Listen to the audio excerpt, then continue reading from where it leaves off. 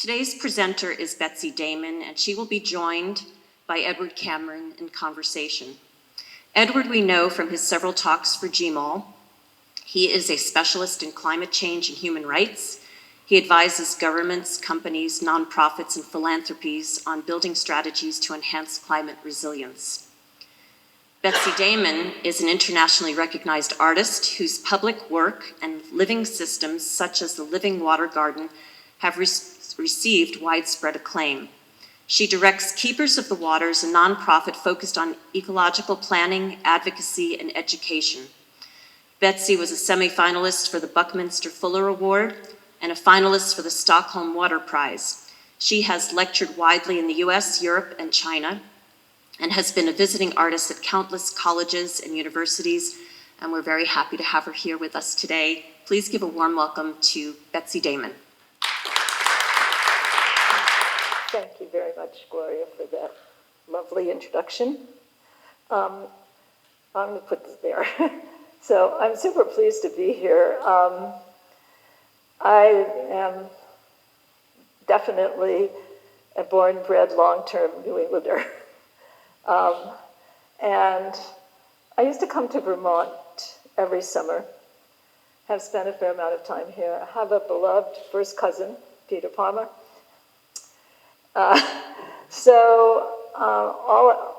Being with you tonight is just, it's a treat. And I suspect that 90% of everybody in this room are also activists for the environment.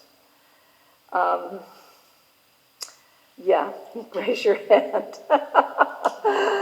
So I hope I aren't repetitious or I'm not tediously boring to you. Okay, so suddenly at the last minute I decided to start with this and not end with that. And partially because every single person who's been communicating with me recently is discouraged. Edward and I had a chance to talk ahead of time, and we both agreed that in the United States, we've had so much denial of climate that the people who are active have had to fight an uphill battle for a very, very long time. And just a kind of, we can't even quite describe it. We're going to have the discussion a little bit around that. But the time has come when we are in a crisis. And I will take you on my little journey quickly so you know a little bit about me. And I was on my bicycle the other day and I went, wow, hope is radical. Like if you're not cynical, sarcastic, and somewhat defeated by now, that's radical. And we're facing like a tremendous amount of why bother? Why do this? It's too late. Okay, this is what I call the drop. Somebody came into my studio 2 weeks ago and burst into tears. You know, I live in the world of New York where art has no meaning. A lot of it has no meaning. And the work that does have a lot of meaning, people don't usually see and makes no money. So this literally is from a microscopic photograph of a drop of water. And just to say, a drop of water contains more information than a large computer. Scientists are beginning to use that information in really interesting ways. They've invented it recently. I was reading about it, how water can power batteries much more efficiently than anything they figured out yet. So there's a lot to be figured out here, which is essential to the future. And then I'll go. And this is me on the streets of New York City in 1976, covered with bags of colored flour, cutting them off. Everybody turned me into a goddess, but I wasn't. What I was doing was I was cutting the oppression off me. Big story, won't tell it. I ended up begging for stories from people's lives in front of, on Wall Street and in front of the big churches on Fifth Avenue. Another fascinating 2 hours. I also started doing something called the Meditation with Stones for the Survival of the Planet on the streets of Soho and in front of the museum. Now, all this work I put away in boxes. It got a lot of, it did well, I did well. But, you know, I don't know, I put it in boxes, and somebody discovered me a year ago, hauled it all out, and made a big show. And the most interesting thing about the show was how inspired the younger generation was. They could not believe that anybody had dared to do this on the streets of New York. Now, this piece led me to, oh, there's another slide. Oh, well, it's not here. It doesn't matter. It led me to casting a dry riverbed in handmade paper, to, and you'll see that in a minute, because I took a camping trip of 7 weeks across the United States with my children, and all the rivers were dry. And went, what happened? They weren't like that when I did this as a child. And then I found out we had dammed the West. So I decided, oh, people need to know about aliveness, and I cast a riverbed in handmade paper. Simultaneously, I was researching, or right after that, I was trying to find out what's the nature of water, what's really water. And I'd go to conferences for wastewater treatment. They never talked about water, they just talked about chemicals. No one talked about what's water. This comes out of German research.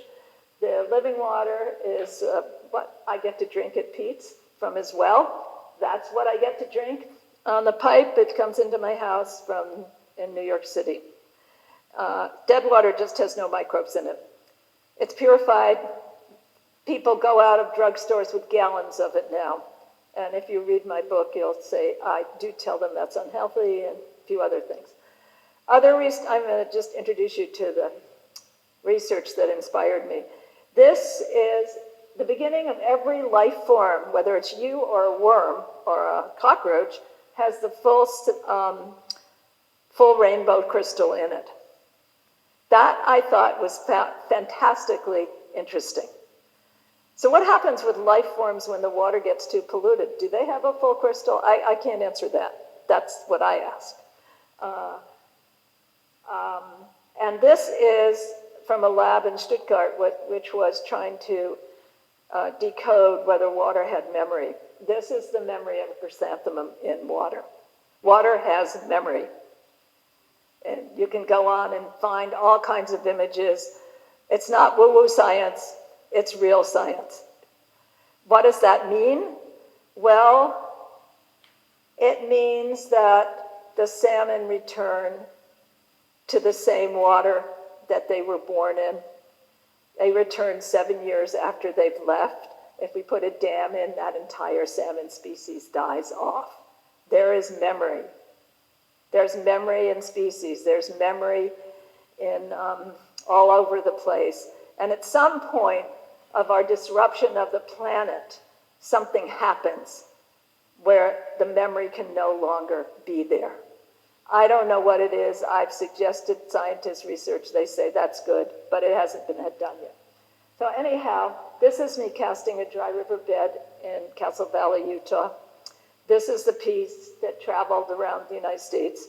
And people would say, aren't you exaggerating? Well, the next 2 weeks or next 2 years, front page news of Newsweek and Time magazine was the water crisis in the 80s. In the 80s, not now, then. The water in Castle Valley was all polluted by agricultural runoff and cattle. The spigots, the public spigots already said, do not drink the water. What kind of and why have we gone into such denial? And I looked up Vermont. I asked all my friends, too. I said, how's Vermont in your mind? It's a wonderful, green, pristine state I love to go to. Well, do you know that 80% of the water is now not potable? It's some mostly seriously contaminated. And so we'll talk about this later, but Edward and I were just, and I happened to look up at the sky after 10 hours on the riverbed, and I saw the Milky Way, and I went, and it looked just like the riverbed. The indigenous people, it turns out, call it the River of Stones, and I went, I don't know anything about water, but the whole world is patterned by water. And I set out to learn. So I just showed you some of the things I learned, but I didn't learn them from research in the US, You cannot get research on water funded in this country. The labs are all in Eastern Europe, Asian countries. The only real lab here is at University of Washington by Gerald Pollack. Somewhere, I have to skip fast, but somewhere after that, I realized that water is the foundation of life and water has to be the foundation of planning design. To this day, parking lots are not designed to take care of the water on them. Roads, highways, new developments, we add the water in later. And we don't design according to the how much water is available, where will it go, how will we get it, and our infrastructures. So that makes it very hard. We'll go further than that. And I went to Minnesota and I lived there for a period of time. I have to really skip. Minnesota had lost 40% of their lake quality in 20 years. They did not like it that I exposed that. I did a huge successful workshop. Water, all the entities of the Twin Cities, artists, scientists came together. Everybody loved it, and everything stopped. Why? The business people in charge of Minnesota did not want anybody to know what was happening. There was no way to go forward. And that was depressing. Anyhow, I'm in Chengdu now, and I had received an anonymous phone call. I had applied, it's a long story, but I was going to China, and I ended up at the first Chinese conference for the Chinese about the environment, and it was Qigong masters and engineers. Fascinating what I learned. And I came back to the States and I talked about activism, and they were like, oh, you have to come here, because that was not a known thing in China, being an activist. And I wrote a lot of grants and I didn't get them because nobody funds China. But I got an anonymous phone call from somebody who said, I'd like to fund you. No name, not the project. And she said, how much do you need? And I blurted out half of what I needed. And my friends raised the rest. So we're sitting there trying to figure out what to do. I can't tell all these stories and still have time for a dialogue. But these are some of the things we did. Washing silk in a river that used to be the silk, make the silk brighter, and we washed it till it turned gray. Washing ice, and the ice melted, and people wanted to eat it, and all these pieces just had incredible attention. And the Chinese government loved this. They loved it. It took us a long time to get permission, and that's another whole lecture. But I ended up also going to Tibet and doing the same thing, working with the artists came together. They decide what to do. They decide how to spend the money. All I did was open the door. I don't tell people what to do. That's not workable. So that $10 piece is gorgeous. Brushing the river, washing the river. And this is the Tibetans at the end, sort of announcing we're here, we're still here on the Brahmaputra River. These are all these stamping water that's gone around the world. This work has gone around the world and been in international, what do you call those, biennials. So the upshot of being in Chengdu was, okay. What happened? Okay, the upshot of being in Chengdu was the government was watching me all the time. They knew where I went at 6 in the morning. They knew who gave me food. They knew everything I did.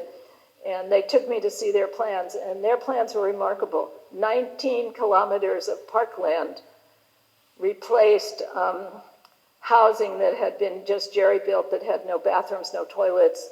People came to town 200 or 300 years ago.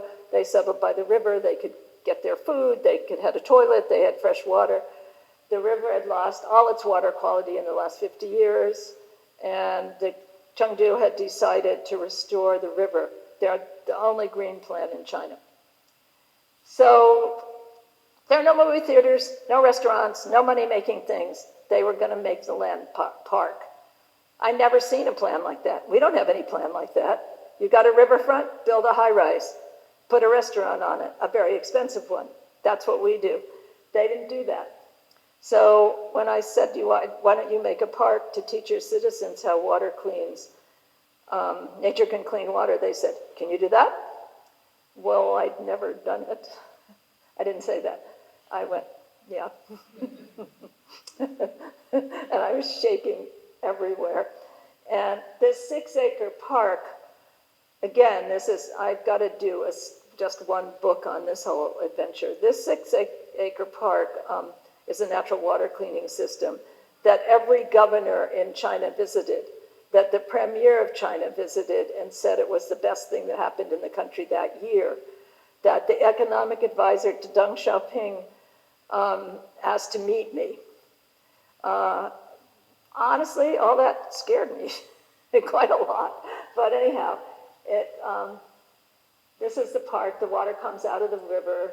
It travels down through a fountain, settling pond and a fountain. It has 7 stages of water cleaning. It cleaned to drinking water quality, but we had no money, so we couldn't really advertise that. And it introduced using wetlands and nature for water. It was radical. It went around the world. I used to communicate with people who wanted to do it. If I had some $1 million, I would have probably started a lot of these, but I didn't. And it's being repaired now. I won't go into that. But this is the park, and people were in it and all over it. And it's on my website, and it's also published places. The biggest contention was making the steps into the river, and people thought I was taking land away from the public. And it's very interesting how conversations miss. And I have a daughter-in-law who's Chinese, and she said, Betsy, there's a misunderstanding every 30 seconds when somebody from the United States and the Chinese communicate. And there's 2 people back there who would probably say that's true too, that I know from China, 2 wonderful people. So this park, some of these things got changed. People tried to claim it that they did it and they would change something. But basically it was like this for a long time. And then other landscape designers started to replicate it in their own way. I ended up in Beijing on the Olympic team. And that's the guy, he wrote 35 letters to the government pleading with them to make it real, where the landscapers were trying to not have it be real. So the behind the scenes things were huge. I wasn't part of that. What I'm only going to say at this point is Chengdu now has decided to become a city in a park. 16 million people with as many of the green spaces as they can, linked up, connected, reconnected, so that it can maintain a living system. Now that is a radical decision. That is a huge decision. And I haven't been back. They want me to come back, but COVID has prevented it. And I'm going to skip many years where I ended up on the design team for the Olympic Forest Park. And I'm not going to explain the whole thing, but it's designed totally as a recirculating system that can be self-sustaining. The engineer didn't build it right, but I don't know if this is still here, but it's a tertiary cleaning greenhouse, which is essential. The tertiary water that we discharge in the United States into the environment is what's polluted us terribly. I happen to know that you do it wrong here too. We don't demand a high enough standard. Our dilution rates are only 5 to 1 here. At least in Canada, they're 10 to 1. So and this is part of the park. I'll just whip through it. A couple of other pieces I did while I was doing all this was for an arboretum in Northern California. I asked them, what's your water? And they said, oh, we have all the water we ever need forever. Well, when the drought came along, this was the only feature still working because I did it as a low water use. And it has water tumbling down there. It has information locally about how much water people use. It's like a classroom. And I believe in details, I believe in information. And so again, I'm not gonna spend your time. We have more valuable things to talk about. But this had, like, what's domestic water use? 8%. What's industrial water use? 20%. What's agricultural water use? That's 71%. And this tells you how much water is used to make steel, how much water is used to make bread or beef. And I looked up these statistics again, and they've kind of changed. And again, I was a public artist on a huge restoration, and I made everybody talk to each other. And the upshot of it was that they took out the berms so the salmon could really be wild. And this is King County, which has never taken out a berm. And the whole land would be flooded, so I had very little space to do anything on. But it was one of the last real salmon runs on the West Coast. And so this measures the floods. The past one is a living water drop compass granite for the kids to, because it's a wet thing for kids to sit on and learn stuff. So everywhere I go, I just try and do the best I can with what's given to me. I worked 4 years in the poorest neighborhood in Pittsburgh, and this would be another huge lecture. We designed what would have been the first civic center powered by repurposed stormwater. The powers that be were horrified that the poorest community, all black, would actually have this, and they sabotaged it after I raised $500,000 with them that should have gone into a project that never materialized. But I got a very good understanding of how foundations control government, the classism, everything.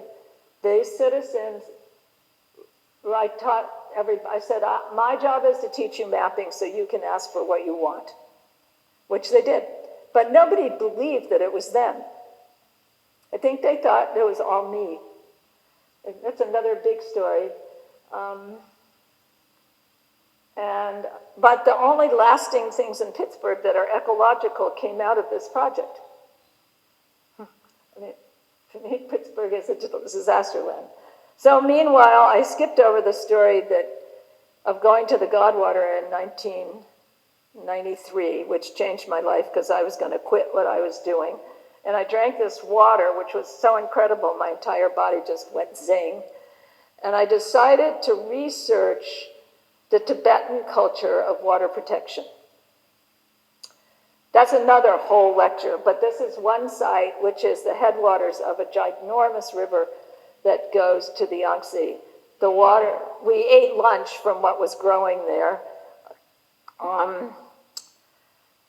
I made some artwork from being inside the cave just recently, which I love, and I do that. I also draw it, and these sites, this site is fully preserved. I don't think they're going to let a mine come in and detonate it or anything, no matter what you might think.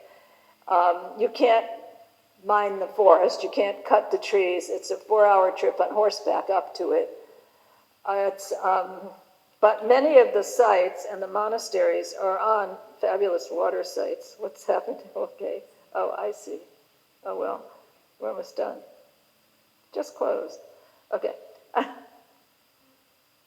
And now this will sound really strange to you, but what everyone knows is how to preserve the waters. They have herds of yak, herds of animals, that's their source. If you put your hands in this water, you'll get arthritis, and so will all your relatives. Now that may sound like, weird, but we could say you'll have a $500,000 fine. I don't know if you want to go back to this. Oh, go ahead, whatever. That's okay. I think they're okay. Yeah, and that's sort of what we encountered everywhere, but people knew to replant the forest. And I'm talking to a monk, Marnie, you met him, and he said, we used to not have water. And I said, well, what'd you do? And his eyes twinkled, and he said, we replanted the forest for their monastery. And then they didn't know what garbage was, so we offered to take the garbage out of their pretty rushing river. And he said, okay, I'll give you my whole school for the day. Now, they went down and were picking up dead leaves, and I said, no, that's not the garbage. The tire is the garbage. The can of paint is the garbage. The plastic bags are the garbage, because they had never had garbage. And that it's now one of the most pristine places. Now, I would like to be able to help them build a greenhouse to grow food and have their waste from the 100 students they have, fuel that process. Things like that, which would never happen, are very hard to make it happen. So let's see, where are we? And also, just quickly, I'm funding a museum in Burkina Faso. They have nothing. They have no water. They don't even know to wash their hands. They have nothing. And he's very, very grateful, and we're still looking for money, because that's what Keepers of the Waters does. And I'll just go on. One thing I did in the book, which I will tell you, and we'll talk about it. Water is female. What has the word mistress been reduced to? Consort of a wealthy man. Mistress used to mean mistress of the land. And I was looking for the right language, and I couldn't find any other language other than that articulated. The other thing was realizing that in our language, water is a noun. In indigenous culture, water is a verb. And I didn't know that, but I sought to find the verb of water. What does that mean? It means water is the active agent needed to make life. It shouldn't be in a bottle. It shouldn't have a price tag on it. That's what it is. Now, how did we get as a culture where we're at right now, where everything is a price tag? There's not a good public supply of water. The water fountains have been taken away. Why? Nestle's in Detroit put out advertising that the water was all polluted. Then they put the drinking water in a bottle and sold it for good water. And we as a country bought this more than any other country on this globe, on this earth. We were 48% of the consumers of bottled water. We didn't need it. And now everybody thinks they need it. Cannot the richest country in the world provide a public supply of good water for every community and all life? We have to. That's my passion, sorry. And this I wrote a long time ago, 20 years ago. This is in the beginning of my book. I have a turtle saying I could read bad news all day long. And the reality of what's happening. And then that's the book. It ends with, I'm not going to read from it because their discussion is much more important, but it actually ends with the power of us, that we, all of us, engineers, scientists, farmers, everybody have to make a collective decision. Because we really can. That would address probably 50% of what's happening with climate change if we addressed our waters. They're right there, hand in glove. Hand in glove. But we parse it in our minds in a different way. Oh, that we've been forced to do that by the materialization of everything. Dams are basically pretty lousy. They heat the water up, that releases the CO2. The animals can't thrive. If there's no flow, that releases more CO2. More animals die, more life forms die. Then more water sold from the dammed water, etc. It's a slippery slope. Okay, so that's all I'm going to say. It's plenty, it's too much. And this is the end of my book, which I love it. Community, collaboration, cooperation, complexity. Complexity. Nurture complexity wherever you can. Don't nurture single crops, single trees. Nurture complexity. Okay, that's where I'm going to end. I have this water quality in Vermont overview, but I will leave it. Okay. Lake Champlain and more than 100 other bodies of water in Vermont are classified as impaired. 97% of water pollution comes from non-point pollution. Okay. 48.5% of water pollution comes from agriculture. According to the EPA, over 80% of Vermont's portion of Lake Champlain was not swimmable during the summers of 2015, 2016. And so Betsy, what's non-point sources? non-point sources, the runoff from agriculture and farming. It's the point sources like industry, right, where you can identify where the pollution's coming from. Non-point, it could be road runoff, where the trucks are.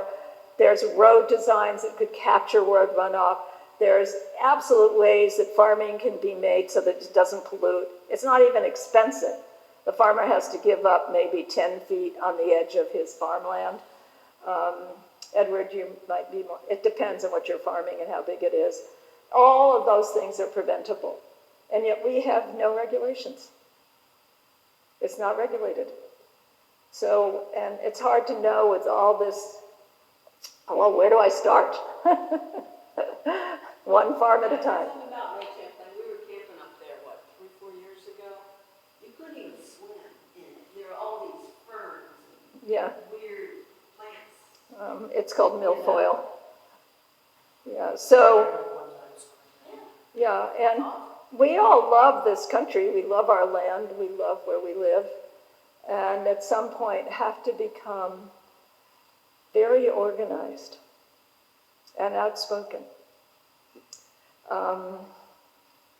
Very organized and outspoken. Don't sacrifice the one person who's speaking out. We have to become more of a collective society. We have to. It's not about me and you or them and us, as politicians and everybody would like you to believe. It really isn't. It's about all of us having an equal opportunity to thrive. And without clean ecosystem, good water, free, it's not there. Racism, classism take over. I don't know another country that language is bottom line, so what, 20% are going to be sick and dying from cancer because this company's operating here. Mosaic, which mines phosphate north of Tampa, 3 generations of people have horrible cancers. If anybody tries to speak up about it, they destroy that person's life. So you can't operate by yourself. It has to be a collective. Wherever we live, no state's exempt. You know, the Mosaic's not here, but the comparable thing will be here or is here. So there's no place that's exempt. Okay, that's all I'm going to say. I could talk a lot. Edward has a great deal to say. And so let's just move on. The dairy industry only accounts for a small amount of the GDP of Vermont, but it pollutes a huge amount. And there are other details, transportation details, and all kinds of stuff come into it to think about it. The only other thing I'll try to say is that I've been doing this for 40 years, and I know many of you here have been doing for many years, but I promise you we get to stay in for the long haul. And so that's the fun and the not fun. Okay. So thank you, Betsy, for introducing us to your life's work. And I want to thank you for the fact that throughout your 40 years of activism, the recurring themes are courage and creativity. And hopefully if there's one message that everybody takes from here tonight is that we need to continue, as you said, in the long haul, but we need to continue to show that courage and creativity. The first question I wanted to ask you is, in your book you talk about the water crisis and the climate crisis stemming from similar causes. And we were talking earlier about the fact that we spend a lot of time treating symptoms rather than addressing underlying causes. So I wonder if you could just help us all understand, in your view, what do you think are the underlying causes that have contributed to the creation of both water and climate crises, but also ecosystem destruction, biodiversity loss, inequality, structural discrimination? In your book, you get to the point that these all stem essentially from the same sorts of original sin. So what is that? Whoa. Well, I always like to ask the audience what they think. But it's particularly in the United States. Somehow we have made materialism and greed are dominant, sort of dominating, and we want to own and control the basic flows of wealth. And there's not, I don't know where we lost the ethic of one for all and all for one, of actually within, but I think it's not within our legal system. Actually, it's not within our thought forms that, you know, you can't like slice down all the forest and still have water. You can't do certain things and still have, you can't own it all and still have everybody thriving. And we've languaged ourselves as a democracy when we're not a democracy. And right now, as you all know, different ways, the whole system's on the line. And I mean, I can remember, I'm 81, and when I was a child, if you had over a certain amount of money, not a lot of money, you paid the government 51% in taxes. So there was equity in the system. And that's all changed. That's all changed. And no one wants to talk about it, what that's actually done to us. And the other part about it is I really believe your heart breaks when you lose things. When you lose the forest, your heart breaks. When you lose the animals, your heart breaks. When Roundup takes over, you've already gotten a broken heart. So, but somehow we accept this, and I think it's, and I'd love to hear what you have to say, Edward, how you would language it, but sitting here, it's really hard to look at my country, which I love.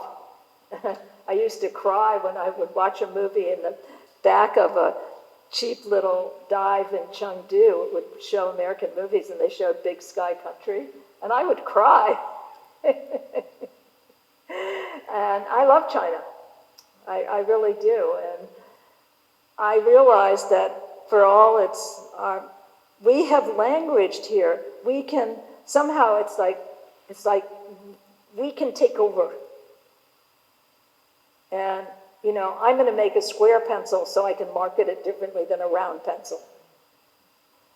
Just things like that. And people live on huge dimensions that they don't need to live on. Why? That also I don't understand. So say more, because rescue me, because I'm almost tongue-tied. So your take on it is that it's a combination of the materialism and the pursuit of profit. Yeah, at all costs. At all costs. Yeah, at all costs. And given that you've worked in other parts of the world, not only China, but of course you've mentioned Germany, you've mentioned this project you're working on now in Italy, do you see that same pattern of materialism manifested elsewhere, or is it a uniquely American problem? Well, in the 90s, the world started to copy the United States. I can remember that when the CEOs of the Netherlands got 15%, got 5 times more than their employees. But in America, the CEOs were getting 100 times more than their employees. And the rest of the world said, why don't we do that too? So there was some idea of equity. And I don't want to be an apologist or anything. Carl's born in China, sitting in the back of the room. And, but I never heard in the Chinese language that this percentage of our population will starve or in poverty. At least they language the responsibility to feed and house and even have health care, which is different there than it is here. But during COVID, I noticed that China had better safety nets than we have. Now, we won't say that, we don't think that, all you hear about is the horrible treatment of the Xinjiang people or something, and that's true, that happened. My indigenous friends were dying everywhere on their reservations during COVID. So we do the same thing, but I'm just going to put it that way. We have our way, they have their way. But there's not a language that I ever heard a Chinese person, an official, say that, okay, certain people are poor and it's their fault. That's what we have here. And instead of, and we are very wealthy. We could feed everyone. But we spend it all on elections fighting over something that isn't even real. That's just stupid. How many people agree with me? So if I could message this back to the audience, one of the things that I pick up from our conversation and our work, and we were talking about this earlier, that we are from different places, we are of different generations, we're maybe a different part of the ecosystem even. You work with activists, I work with governments and companies. But there's a similar message here, which is climate and water and biodiversity loss and ecosystem degradation are often presented as global problems, which means you're not assigning responsibility or accountability to anybody. It's all of our problem, it's all of our fault. Yeah. The reality is that this problem starts here and has to be solved here. And the reason for that is in part because of the materialism in the United States, because of the consumption habits in the United States. One of the statistics I say to people all the time is that 23% of all Chinese emissions are embedded in goods and services that are sent overseas to Europe and North America. And even if you look at Saudi Arabia, 82% of Saudi oil is produced for 5 economies. So it's our consumption, it's our financial system, it's our democracy that is the root cause, but also the root solution to how we go about addressing these issues, which means your activism here in this country is absolutely vital to our success or failure. A second thing that comes across in your book that I want you to expand upon, which is really important, I think, is, and this is a direct quote, you say, the exploitation of nature and the exploitation of women are done through the same structures. And I think you would probably argue that the exploitation of marginalized communities writ large come from the same structures. What are those structures and what can we do about them? Ownership. Ownership, it's, you know, women still only earn 80% of what men earn. Still. That was true 40 years ago. It's still true. It stems from, it's so hard. I don't even understand the psychology, but, you know, there's something like, what's animate? Nature's animate. Who produces life, new life? Women produce new life. Why would you want to oppress that? But that's what we do. And poor communities also, you know, they're development sites for big developers, or HUD. They're not places where people really live and thrive and need a community. They're just not. And the transition movement, transitioning to sustainable energy, food, and water started in England, and it tried to get a foothold here. And actually, I took workshops of transition, but it's impossible. Impossible. The minute someone steps out, and it's also like a personality like mine, let me tell you, foundations don't like it. Government doesn't like it. Why? Because I can get followers. And I'm not participating in capitalism. Automatically, I don't have to talk about it. Automatically, I'm not. If you get a group together and they're really doing something, then that means that Carnegie and Heinz foundations can't control them. And their controls are in the kinds of things that you can apply for grants. And they don't want anybody who actually intends to empower other people. They just don't. And there are foundations that do, I've actually been fortunate that there's a runaway Rockefeller who found me, and she was the anonymous phone call. But she's a runaway. She has something called the Flow Fund, and she wants to give all her money away and make all of us Flow Funders. And she's actually doing a beautiful job of it. But she couldn't get her family to stop the oil stuff. So again, just Yeah. in terms of messaging to the Yeah. audience, one of the things that I took away from your book, one of the things that I take away from my own work, is that women are disproportionately impacted by these crises. I mentioned before to this group that my work began with a statistic from Bangladesh, that there was a cyclone in 1991 and 80%, 90% in fact, of the fatalities were women. And I was fascinated to understand how could this possibly be the case. And it was because of structural discrimination, intersecting inequalities that are social, cultural, political, legal, and economic. And equally, when we're faced with a water crisis, who from the family has to go and source water for the family? And when the water is polluted, how far do they have to go?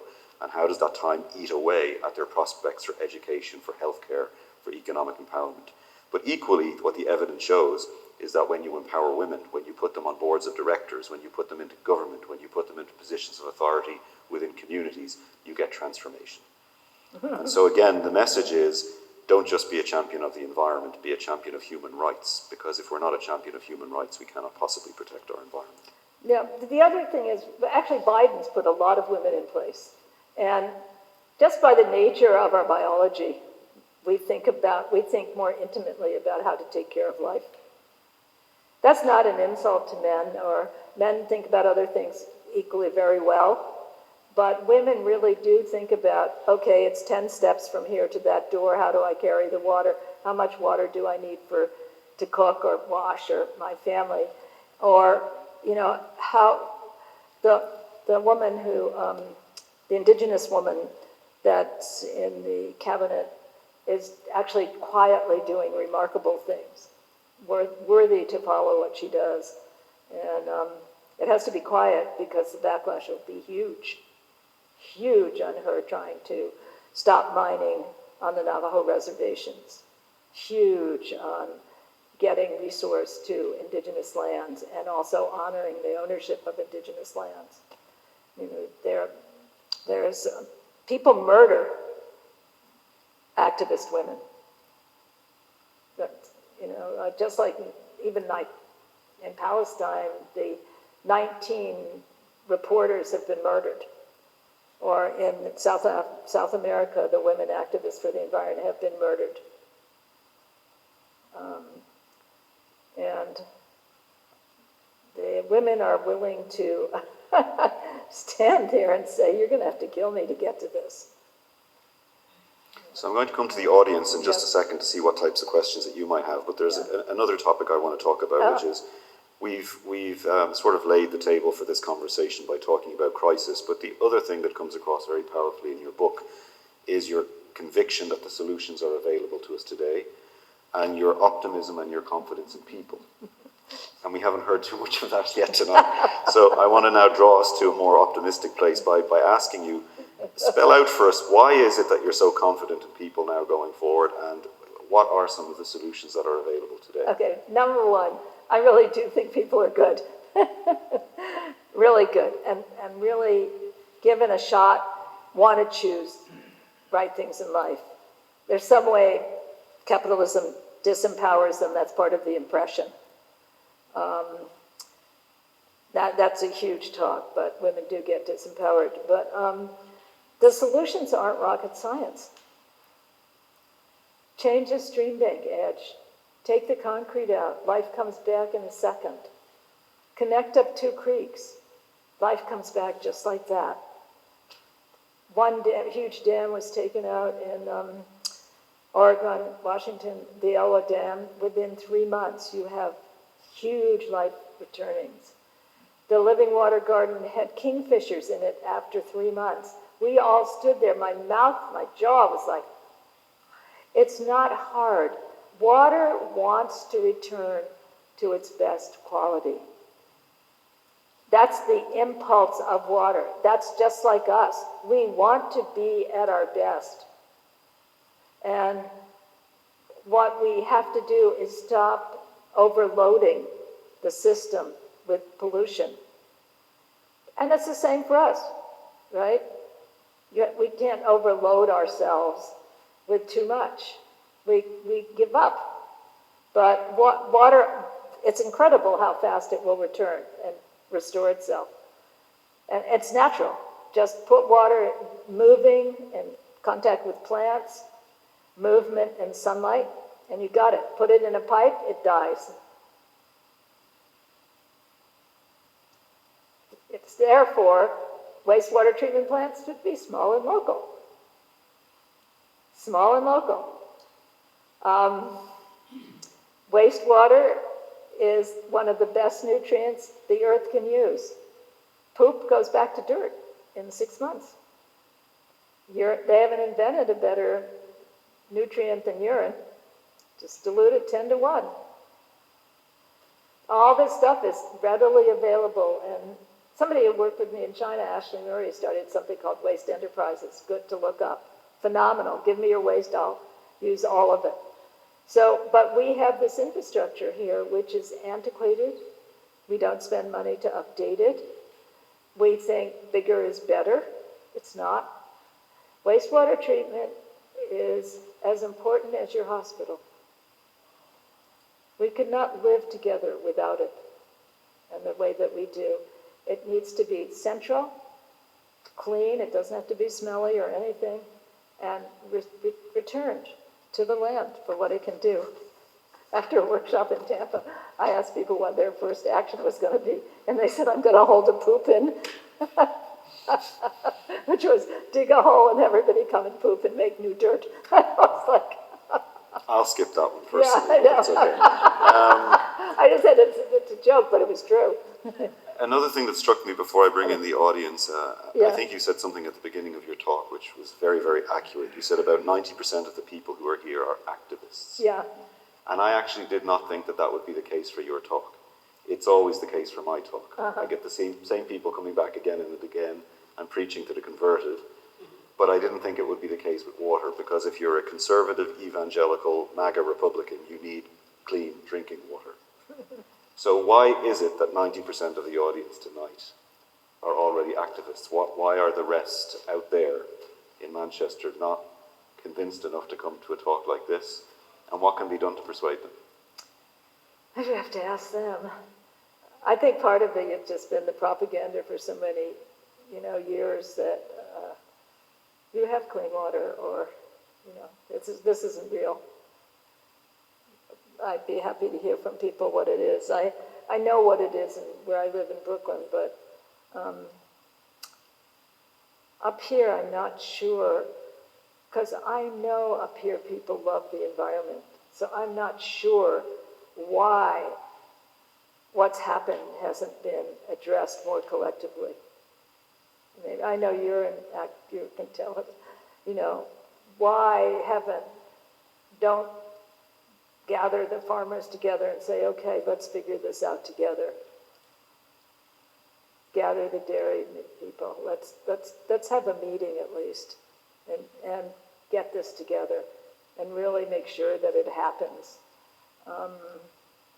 How much runoff goes into Lake Champlain? There's no excuse for Champlain to be that polluted. There is no excuse. Is it more individualism? What makes us afraid to actually sit down and get together and at least talk about it? I think there's plenty of talking going on. Yeah. I mean, from my perspective, for Yeah. example, I think it's too many people living on the margins, and I think it's too much of a focus on threat and fear. So, for example, I give a lot of talks around New England, and I'm always struck if you go into a town in New England that it's a place that has suffered from underemployment as well as unemployment, opioid addiction, other types of addiction, deindustrialization, globalization, and all of a sudden here's Climate Guy arriving to tell me I have another crisis on my hand. There's only so many crises people can take. And so I think one of the things we have to do a better job of is precisely the issue of solutions. And going to people and saying, we understand that housing is your concern, we understand that healthcare is your concern, we understand you don't want to be working 4 jobs and still only barely getting by, and we have a map, we have a plan that helps us solve those problems as well as these other problems. And I don't think we do that. I think we spend too much of our time piling crisis onto crisis onto crisis for people who are already barely getting by. Not everyone can buy a Tesla, not everyone can solarize their home. Yeah, but everyone can, I mean, yeah, there's something that doesn't ring totally. I mean, I know that people are, I mean, the case is that the wages to live in Brooklyn are so terrible that people, they're too busy. And, where's okay, we're all going through, the people on, let's say, the marginalized people just stay home. They just stay home. So hold a meeting in their home. Ask them to talk to their neighbors. Just listen to people. Hold a meeting where it's there, okay, so, maybe they could start a collective garden that would help feed people more, or a collective greenhouse. That could also be funded, state funded. Like advocate for what would work for people to not be worried at least about food and housing. And then, but would also restore the environment, would also contribute to, sort of a future. Like the farm people at that corner, they were very poor farming. And so, I don't know, like, I know that in Brooklyn, during COVID, all these people started their own gardens. We made a tiny little place, a garden that could feed everybody on our block. And we don't have money. We're not that marginalized. So there's some huge psychology here about, and there's this huge gap between the 10% or 5% that can drive a Tesla and everybody else, which is why I wrote the book. There's no reason that the washing machine water and all that water can't be reused in a garden. Get somebody who knows plumbing. All you have to do is change where the water goes out. There's no reason why you wouldn't have that, and then you have automatic nutrition for your garden, and your water bill is lower. At the same time, fighting for a good public supply of water. That means fountains and places where people can go and get water who are pretty destitute. And because that's all been taken away. So, then that campaign ends up cutting into the water bottling stuff, so you don't have to sell off the best water in the state to Nestle's. But you cannot let that happen. I think part of the problem is we've forgotten that these things are miracles. So your background is obviously water, but if you think of a tree is a miracle. When you plant trees, you contribute to disaster risk reduction, because a tree, a forest will slow down the path of a storm, minimize the flooding, minimize the wind damage, retain the soil. A tree is a miracle because it provides livelihood opportunities. It provides nutrition. It sequesters carbon. We're always looking for a technology that's a miracle, and yet we have nature-based solutions that are already existing and we don't use them. Yeah. Anyway, I want to open it up to the audience and see whether you have any questions you want to pose to Betsy, please. Or to, Please. you can pose it to Last year, I was listening to a radio show, and a woman, an activist lawyer, was talking about that her work to try to get water to have the same rights as a person, as a corporation. Can you address that and what Sure. you know about that? Sure. Okay, so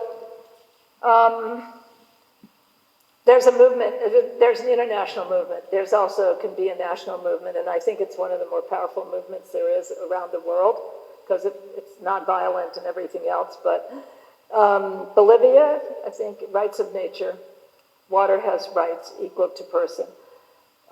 If water is alive, which it is, then it needs to have the rights that we have. You can let's see, there's a river in New Zealand that has those rights. This is in my book. There was a movement to get the Ganges to have the same rights that failed in India. They did get another river to have the same rights. And what that really implies, it becomes again where capitalism hits the road and the rubber. Because if the rivers have rights, then you can't dump into it. You have to change all the drainage systems. Nobody can own it.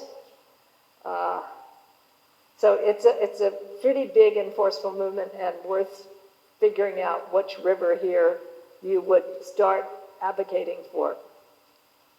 The lake could have rights. Water has rights. The trees, there's a huge movement about how, trees are miracles.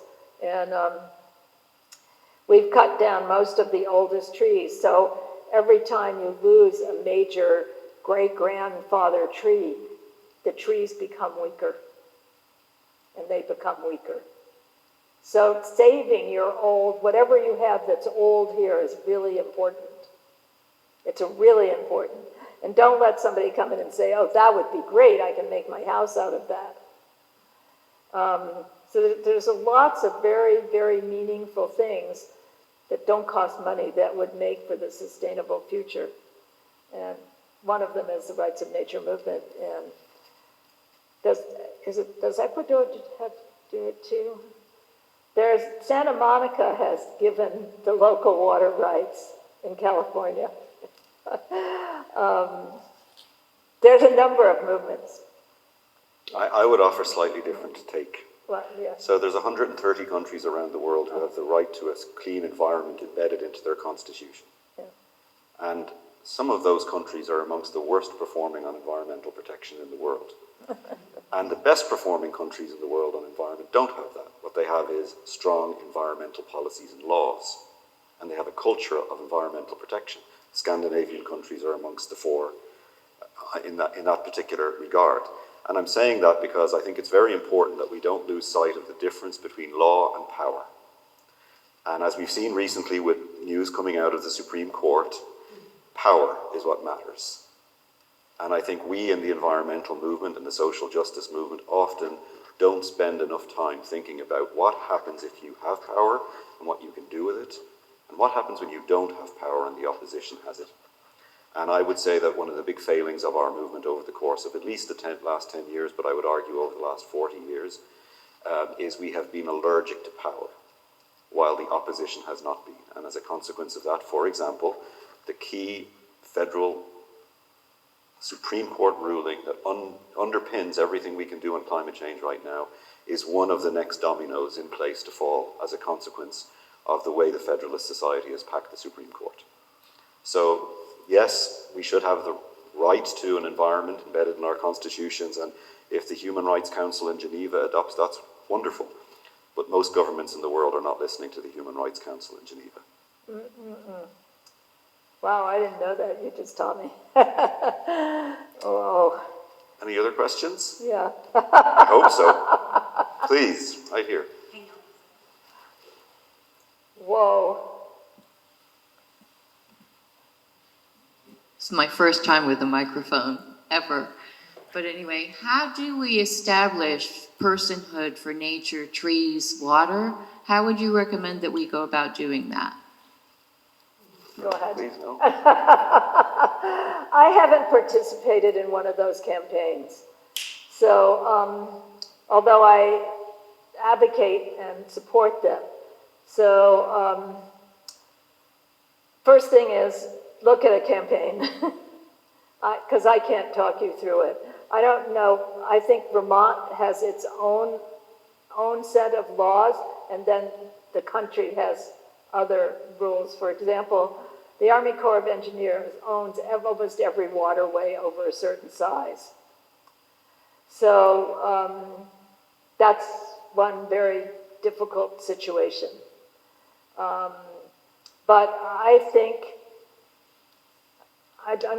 Edward can talk to that much more cogently than I can, except that you gather a group together and you decide this is what we want to do. Then you go and find all the information, and then you figure out how to do it locally. Start out locally. And see what this county, you can become the advocate for the trees in your county, for the waters. That's how I think most successes, especially in the United States, can happen. That can move to a bigger movement, and then you join up. But right now in the US, anybody can sell off any resource to anywhere else in the world. We do not have protection for our waters. Company can come in and buy your aquifer. And they have, and they will more and more. America has huge natural resources. And that it is something I always talk about, is organize locally to protect your waters right here. And your watershed, whatever the protected area can be, and your forests, and then go from there. But because we have no law in this country that forbids another country from coming in here and buying it all up. And that's all I really know. Edward knows more. My answer is I'd like to see personhood for people before we see personhood for nature. I mean, there's already close to 1 billion people around the world who this very day are suffering food insecurity, and some of them are suffering acute food insecurity. And that's going to rise in number as a consequence of the war in Ukraine and the fact that so much food, particularly in emerging markets and developing countries, are dependent on wheat, for example, grown in Ukraine. So I think we need to do something about that. I think we need to do something about the fact that there's 60 to 100 million disappeared women in the world as a consequence of tragic choices that women need to make in developing countries based on the limited inheritance they can pass down to the next generation. I think there's human rights abuses. We talk about China here this evening, but turn on BBC when you go home this evening and see the headline in BBC today about the number in the Uyghur population of China that are in re-education camps. And we're turning a blind eye to that massive human rights abuse because so many North American and European companies are making money from China and have factory facilities in that province.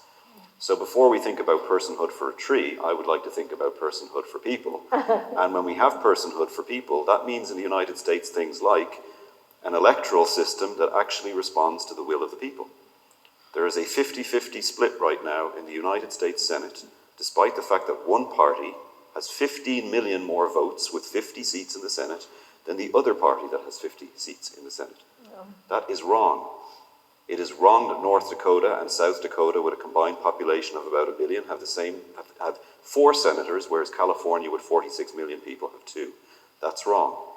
It's wrong that you can get 3 million votes more than the other candidate and lose a presidential election. That's wrong.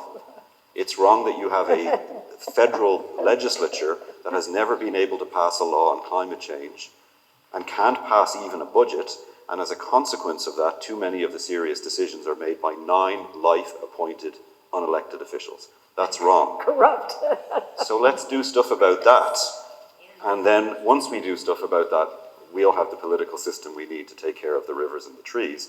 But until we do something about that, everything else, I'm afraid, is difficult. All right, where's the gun? Please. In those societies where there is, shall we say, environmental wisdom that prevails, what is it within society, within the culture of those societies, that makes people aware of the importance of treating the environment as something that is essential and important? You know, to me, I like this term, cultural cohesion. There seems to be a cultural cohesion around the notion that the environment is important and needs to be treated with respect because our lives depend on it. What is it that those societies are doing that perhaps we are not? I can only talk to indigenous societies that I have worked with, but their language empowers nature. You're born into this language that nature gets the honorific mountain, the rock, the river. The airplane and the car are just trash. They're not talked to that way. So we're so far from that. We are so far from that. So how, and while what Edward said is very true, and I actually think that we're going to have some kind of, I don't know what's going to have to happen in our country to change so that it works, but it's going to be catastrophic. Now, how do you, as a community, take care of your community? Because right now, so I'm going to almost say it's not the opposite, but right now, every community, the thing to do, and this is what I believe, is to strengthen your relationships in your community. Grow your own food. Make sure you have a way to have clean water. You can control even maybe who you would elect here to be in charge of certain things, even if you have a lousy senator or a lousy representative. But the actual control of, the pipes and pumps and the delivery of stuff here, you can take charge of it a lot more. Build the relationships, even if it's you have your neighbors to tea. You start eating dinner together. Don't be so busy that you can't build the relationships. I broke this bone. I was in a COVID hospital for 5 days. My family had gone far away because they needed more space. There was nobody there to help me. My neighbors did it. The Mexican family next door, the teacup, the tin cup, where I send emails to everybody. We have to keep them open. They took no salary for a whole year and stayed open. They made me food. I had held meetings in the tin cup. Just anybody interested in green, let's have a meeting. So I had started building those relationships. It's really essential.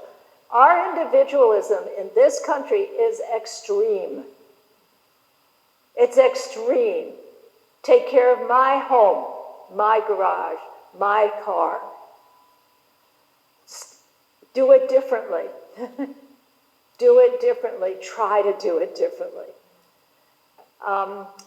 You could, I was in China during SARS, and I watched how much people helped each other. And I lived in a huge compound. People volunteered. They had dances, classes, this, that. I was part of a community where we gathered at Carl's house. Every business there hired their own buses to bring people to work. That didn't happen in New York. Everybody got sick. Everybody got sick with COVID. It was a disaster. And we don't think about the whole. We don't act according to the whole. And then we have this whole country where, I'm not going to get vaccinated. I don't trust the government. I have a very, very dear elder African heritage woman. I understand why she doesn't, but no. So I don't know who I'm really talking to here, and I don't really want to. But we don't really live deeply in community, where we are dependent on each other. Really dependent. And so just try to form those relationships, to build a small greenhouse where you could winter vegetables over. If you have the property to do it, get people together. It's a shared resource. How did Germany, I met the man who formed the first co-op after World War II. Amazing project, and people in the United States have you know, where you invest in a farm and it's a co-op and everything. But there, when they did it, they fed everybody whether they could work the farm or not, because people had been so damaged.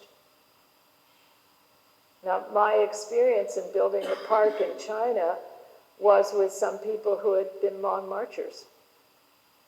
And I was first shocked at, oh, why did they keep this incompetent person on?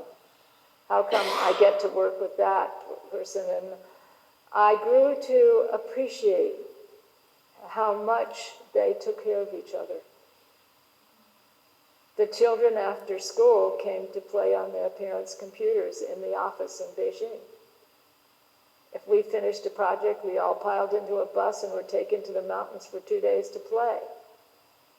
There was exercise equipment on every floor. If you were bored with what you couldn't do and you couldn't sit at your desk, you could go play ping pong. We're not organized for people. We are not organized for people here. So how are we going to be sympathetic with all the climate refugees that are coming our way? We're not. They're happening right now. These huge climate refugees, they're people starving. They have nothing. Nothing. And we don't want to share. I'm not talking about you, but as a country. And that has to change. We can't. It's just like if you're really rich and you think you could go survive on your big estate while everything else is subject to climate change, you've got a big mistake in your head. We can't beat this one at a time. So that's what now the rest are corrupt. That most of those people shouldn't be on the Supreme Court. They bought their seats. You know, that's never happened. I never imagined my country would be where it's at. But there are good examples around the world, though, and I think it's important because you did this a moment ago. I think the emphasis should be on let's fight the fights that we need to fight and not be distracted by the ones that are truly distracting. Because if we win the important fights, we win the game. Yeah. There are plenty of examples around the world of countries who take this seriously and are doing it well. Yeah. So if you look at France, for example, France has brought in a law that if you're going to fly for less than 2 hours, you're not allowed to fly. You have to take a train. France have brought in a law that is all about the reuse of food, because most of the food labels that tell you that something expires after 1 week, they're actually not accurate. You could continue eating that produce for 2 weeks, 3 weeks. And so supermarkets in France are now obliged to take food that perhaps doesn't look quite so fresh, perhaps it's a little bit bruised, perhaps it's lost some of its shine. They give it at a discounted price, they continue to sell it for many, many days. Whereas over here at Shaw's, if something loses its sheen, they're spraying it with water and 1 day later it goes in the garbage. Yeah. In most of the countries that do this well, they either have some sort of cultural link to environment or they have some real-time understanding of risk.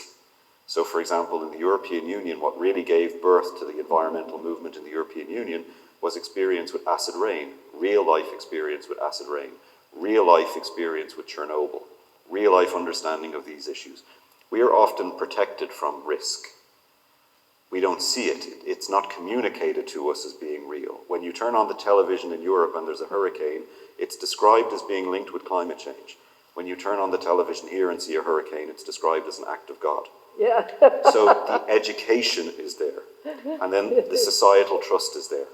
It's no accident that the countries best at dealing with these issues are the countries where trust in government actually exists. Yeah. And I think one of the big problems in the United States is whether you trace it back to Vietnam or Watergate, whether you trace it back to Bill Clinton's infidelities, whether you trace it back to the war in Iraq, whether you trace it back to whatever you want to trace it back to, there has been all sorts of incidents where the elite and the establishment have not been honest.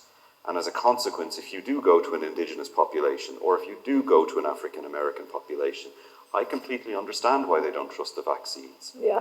Because there's been enough done to them in the past to make them question whether they should trust their government. Yeah. They don't have that same experience in Denmark or Finland or Sweden or Norway. They trust their government because they have reason to trust their government.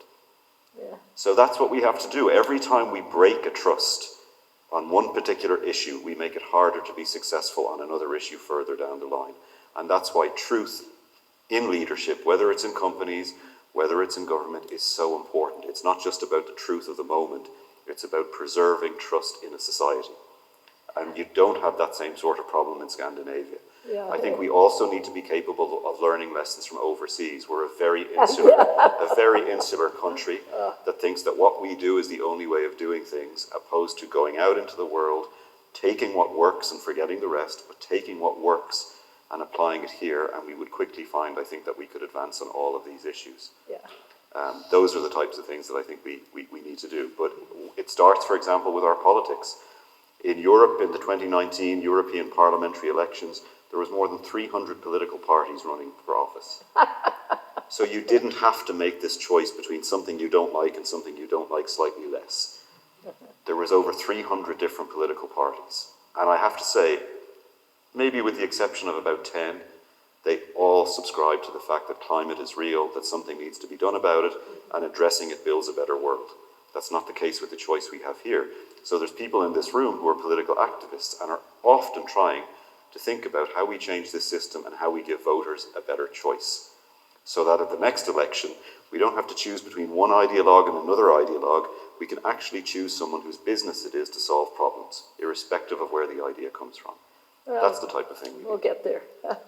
And If you- with that, I think we're going to have to end. So I want to, one Yeah. quick question?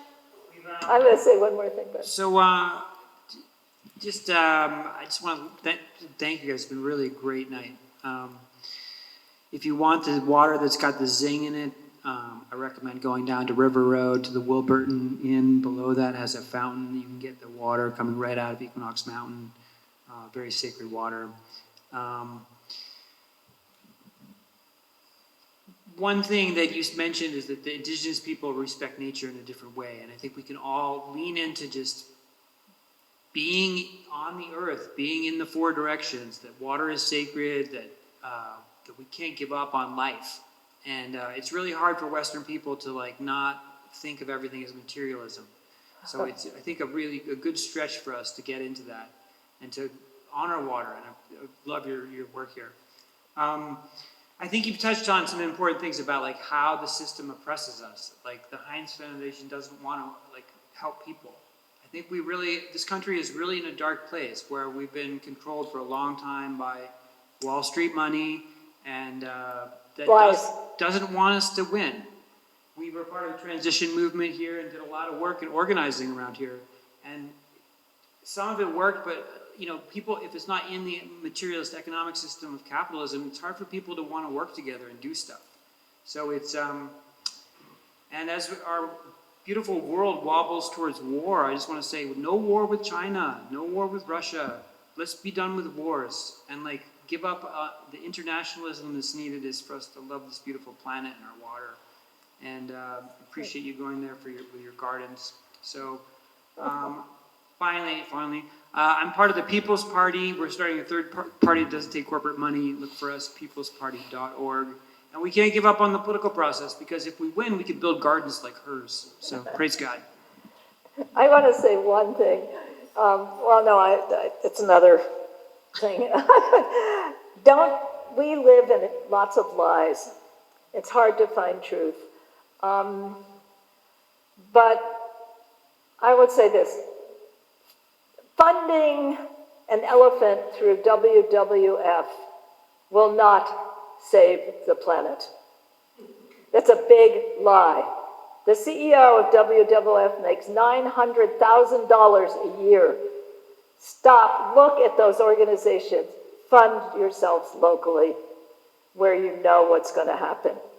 Stop funding these huge organizations, and I include Conservation International in there, even though I actually liked them, but I got to see this is again America parachuting in places, people taking a lot of money and basically creating an illusion for people that you actually did something because you gave them money.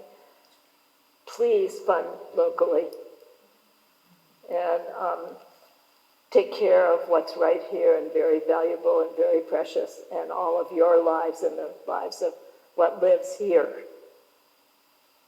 So thank you, Betsy Damon, and thank you, Edward Cameron. And I want to thank all of you for coming here tonight. I hope you'll join us at some of the other lectures we have coming up. And Betsy's book, we have some available out on the table. They are for sale for $25. Oh, and I'll say this, I have my organization, which I'm really bad at touting my own horn.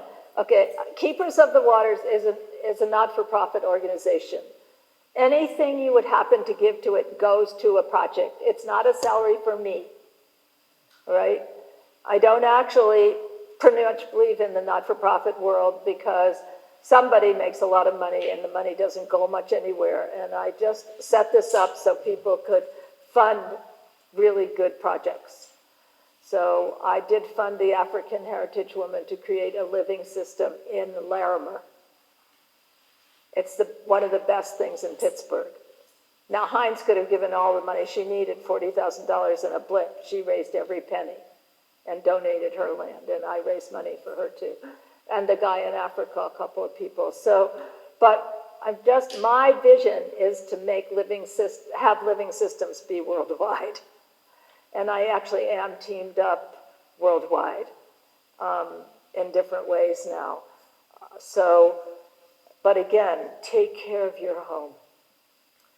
It's right here, and I try to take care of mine, and because that's